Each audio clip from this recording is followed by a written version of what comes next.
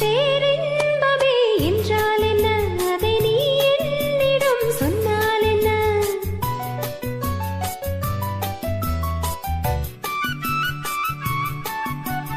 பேரின்பமே நீதானம்மா, அதை நீ என்னிடம் தந்தால் என்ன?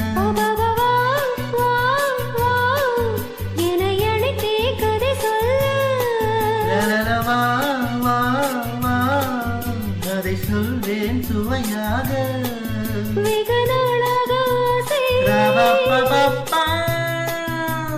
என் மார்பில் பூமாலை போலாட வந்தாய், நீ சொல்லும் பாடம் சொர்க்கம்.